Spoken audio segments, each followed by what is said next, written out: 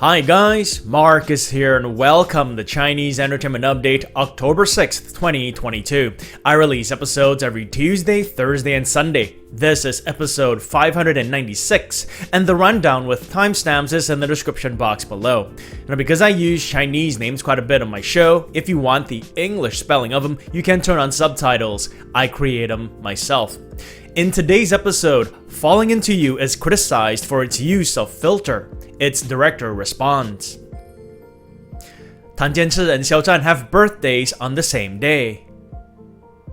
William Chan says Nick Cheung set the standard so high for actors who are trying to get into shape for a movie.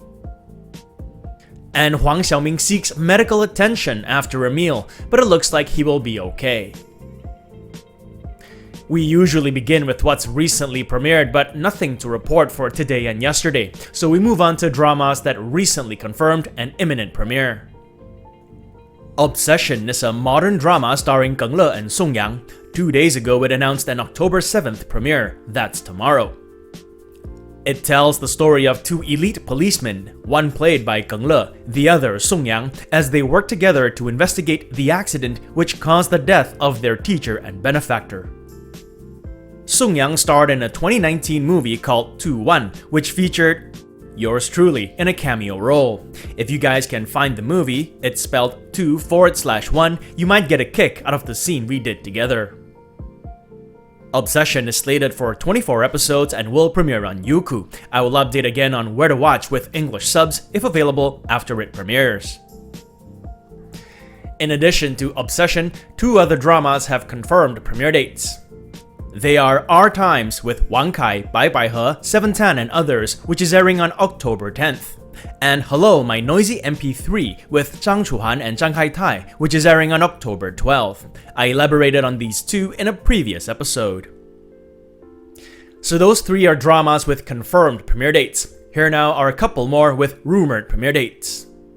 Hello, Beautiful Life stars Rachel Mao and Zhang Li. The modern drama is rumored for an October 7th premiere. Rachel Mao's last drama to air was Ebola Fighters, in which she stars with Luo Jing.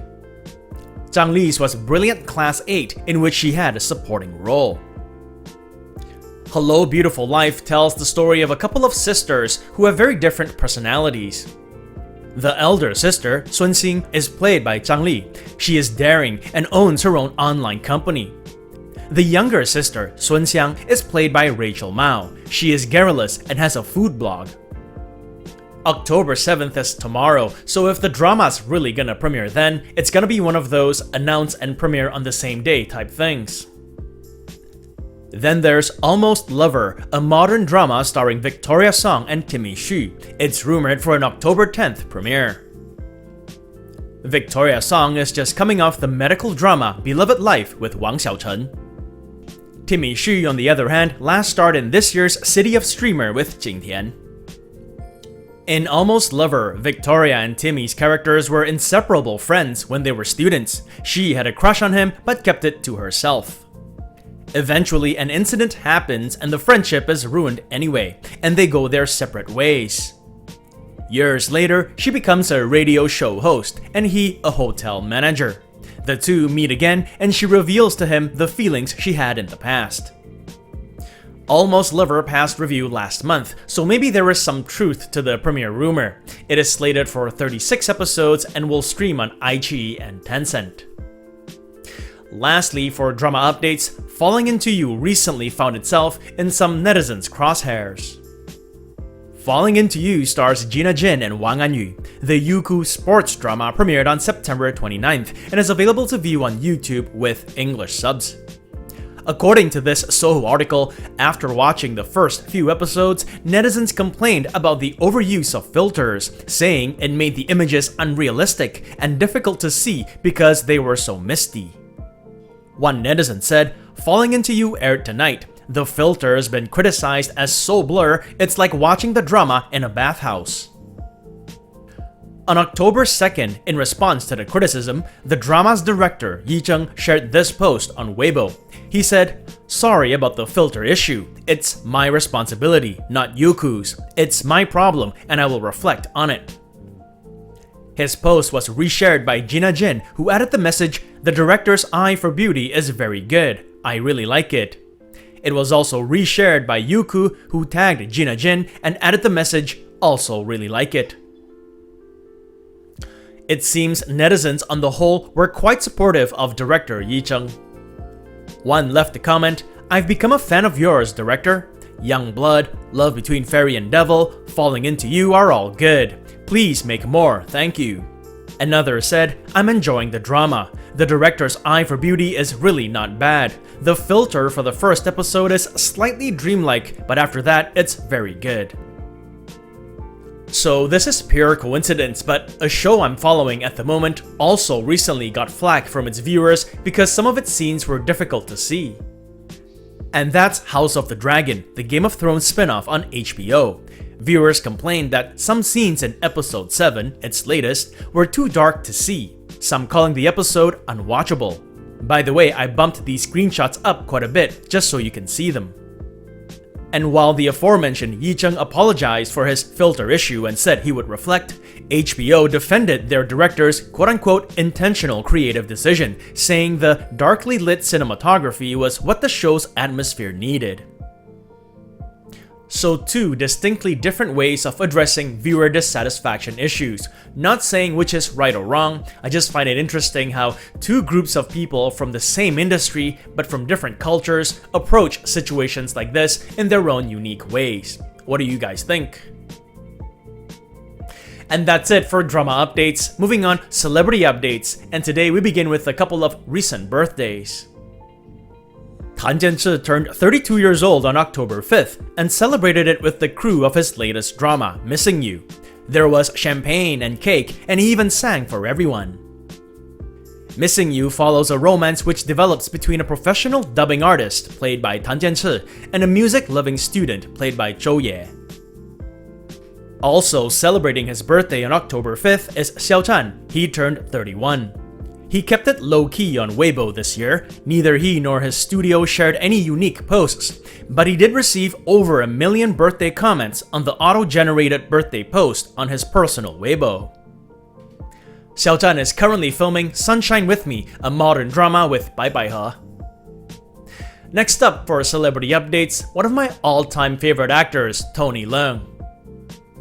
According to Sena Entertainment, yesterday, Tony strutted the red carpet at the opening night of the 27th Busan International Film Festival. Held in Busan, South Korea, the film festival is one of Asia's most significant ones. This year, they returned to their pre-pandemic scale and will feature 243 films from 71 different countries. And this year, they're in the mood for some Tony Leung, as they will hold a special film exhibition called In the Mood for Tony Leung. They will screen 6 Tony Leung movies which the man himself selected: 2046, Happy Together, In the Mood for Love, Infernal Affairs, The Eagle Shooting Heroes, and The Longest Night. A good mix of comedy and drama, commercial and art house. My favorite of the lot is In the Mood for Love. Sticking with the theme of Hong Kong actors, here's an update involving William Chan and Nick Cheung. Yesterday, William Chan shared a bunch of pictures of himself with Nick Cheung on the set of their latest movie, Breaking Point. Breaking Point is William's first Hong Kong-produced movie in several years. As a native Hong Konger, the city is where he first got started in the entertainment industry, before he shifted to the mainland and became a leading man in dramas. Recently, the two stars met the press and had some funny interactions. William said that making action movies like this requires getting into shape. Even if you aren't taking your shirt off, you still have to get into shape, William explained. Nick then interrupted, "It didn't used to be this way in the past." To which William retorted, "And that's all because of you." By the way, anyone else notice the sign at the back about masks? Anyway, William was referring to Nick's 2013 movie Unbeatable, which Nick got into tremendous shape for. William alluded to the notion that with that movie, Nick raised the standard of getting into shape for movies to unreachable heights. Nick joked that he got scolded by many actors who told him that he had made life difficult for them. William also told an anecdote that I found pretty funny. He revealed that Dante Lam, the director, told him that there was a scene in which he would have to remove his shirt. So William started working out and dieting earnestly. When he got into the physical shape that he felt he needed to get to, Dante then told him, "You won't be removing your shirt after all." "For real? I'm gonna start eating then," William warned. Dante assured him, yes, no shirt removal anymore. William, who up to that point had been cutting sugar and carbs, hit up the Hong Kong-style cafes for a few days straight, ordering macaroni with ham and satay. Wouldn't you know it, when the day came to film a fight scene, Dante walked over and said, "Yeah, now we need you to take off your shirt again." Lastly, for celebrity updates, Huang Xiaoming shared a post earlier today that had some concern, but it sounds like he will be okay.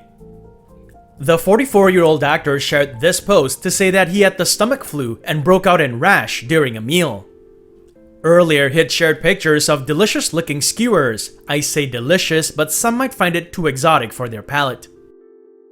And his next post hours later was pictures of him getting medical treatment. His message was, "One second I was chatting with everyone, sharing the food. The next second I was hit with the stomach flu and a rash.